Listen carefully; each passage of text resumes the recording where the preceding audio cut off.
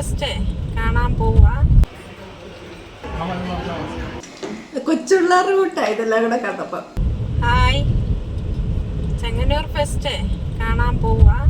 അവിടുത്തെ കാഴ്ചകളെല്ലാം നമുക്ക് വീഡിയോ ആക്കാം.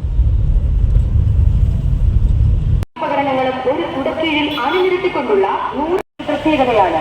മനുഷ്യ മനസ്സുകളെ എന്നും അത്ഭുതങ്ങളുടെ മുൾമുനയിൽ കൊണ്ടെത്തിച്ചിട്ടുള്ള ഗോസ്റ്റ് ഹൗസ് കണ്ടാസ്വദിക്കുവാനും വരുവിൻ ചെങ്ങന്നൂർ ഫെസ്റ്റിലേക്ക്.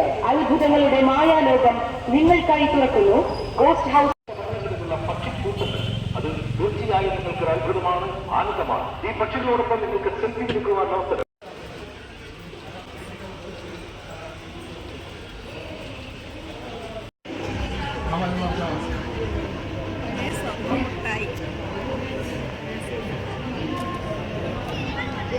പഴയകാലം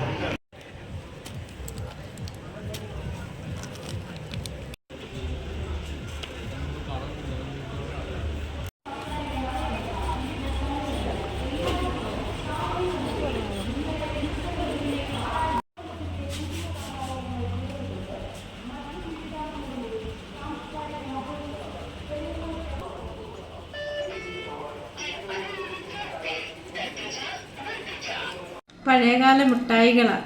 ഇന്ന് ഫെസ്റ്റിന് പോയപ്പോൾ കണ്ടത് എല്ലാം ഞാൻ വാങ്ങിച്ചുകൊണ്ട് വന്നിട്ടുണ്ട് നിങ്ങളെ കാണിക്കാൻ.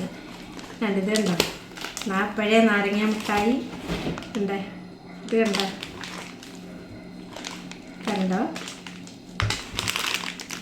വേണ്ട ഓരോ മൃഗങ്ങളുടെ എല്ലാ ഷേപ്പിലാണ്. ഇത് വേണ്ട, ഇത് ജെല്ലി, ഇത് വേണ്ട പഴയ ജീര മുട്ടായി, ഇത് പിന്നുണ്ടിത് പറയാ സ്വീറ്റ്സ് ഞാൻ വാങ്ങിച്ചത്. നല്ല മധുരമാണ്, നല്ല മധുരം. ഇത് നോക്കട്ടെ,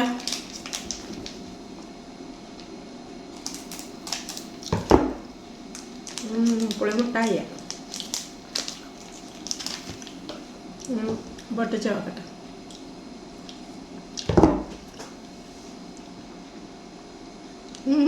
നല്ല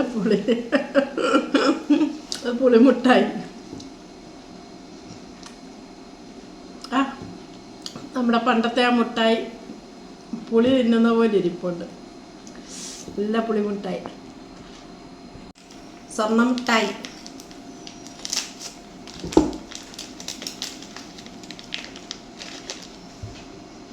സ്വർണ്ണ കോയിൻ കഴിക്കുക ഞാൻ കേട്ടാ.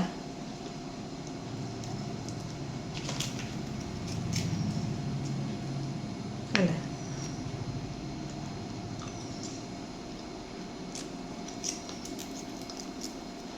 നല്ല മധുരം. ഇതിങ്ങനെ പൊളിക്കണം.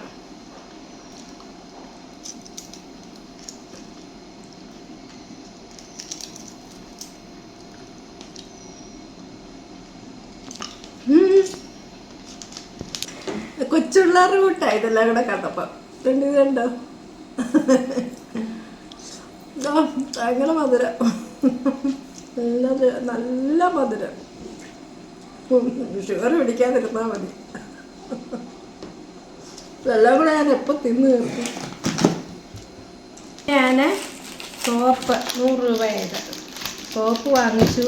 പിന്നെ കൗതുകമുള്ള സാധനങ്ങളൊക്കെ വാങ്ങിച്ചു.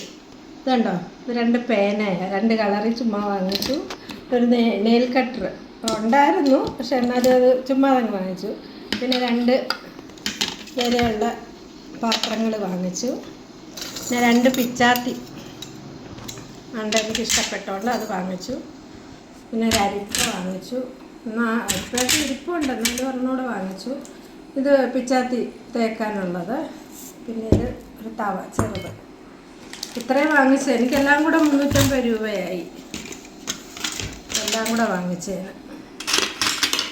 പിന്നെ ഞാൻ ഇതുകൂടെ വാങ്ങിച്ചു, പട്ടാണി.